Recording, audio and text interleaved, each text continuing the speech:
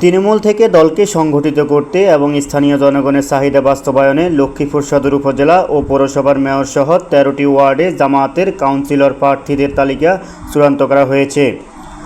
২৮ March শনিবার লক্ষ্মীপুর জেলা জামায়াতের অফিসে অনুষ্ঠানে প্রধান অতিথি জেলা জামায়াতের সেক্রেটারি ও জেলা জামায়াতের নির্বাচনী পরিচালনা কমিটির প্রধান এআর হাফিজুল্লাহ প্রার্থীদের নাম ঘোষণা করেন।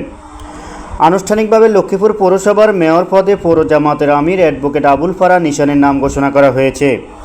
অন্যদিকে পৌরসভার ১৫টি ওয়ার্ডে যেসব কাউন্সিলর প্রার্থীদের নাম ঘোষণা করা হয়েছে তার মধ্যে ১ নং ওয়ার্ড ডাক্তার হারুন দেওয়ান, ২ নং ওয়ার্ড শহীদুল্লাহ সুমন, ৩ নং ওয়ার্ড নাসির উদ্দিন, ৪ নং ওয়ার্ড তহিদুল ইসলাম ফরহাদ, ৫ নং ওয়ার্ড মনির হোসেন, ৬ নং ওয়ার্ড সমীর উদ্দিন, ৭ নং ওয়ার্ড শহীদুল আলম মিঠু, ৯ নং ওয়ার্ড আব্দুল আজিজ রাজু, ১০ নং ওয়ার্ড কাজী বেলাল হোসেন, ১১ নং ওয়ার্ড ডাক্তার রাসেল হোসেন, ১২ নং ওয়ার্ড রিয়াজ উদ্দিন পাটোয়ারি রাজু, ১৩ নং ওয়ার্ড জামাল উদ্দিন, ১৫ নং ওয়ার্ড মাসুদুর রহমান।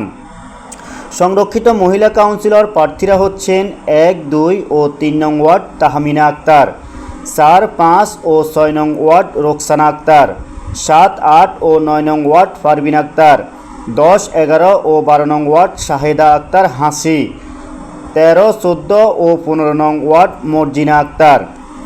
লক্ষ্মীপুর জেলা জামায়াতের আমির মাস্টার রুহুল আমিন ভূঁইয়া বলেন, স্থানীয় নির্বাচনগুলো সুষ্ঠু করতে জুলাই সনদ অনুযায়ী রাষ্ট্র কাঠামোর সংস্কার হতে হবে। সংস্কার হলে জামায়াত অবশ্যই নির্বাচনে অংশ নেবে। রাজনৈতিক দল হিসেবে আমরা ভোটের জন্য প্রস্তুত। আর অতীতে যেভাবে প্যাসিবাদ কায়েম হয়েছিল আগামীতে আর কোনো নতুন প্যাসিবাদ হওয়ার সুযোগ নেই বলেও জানিয়েছেন তারা।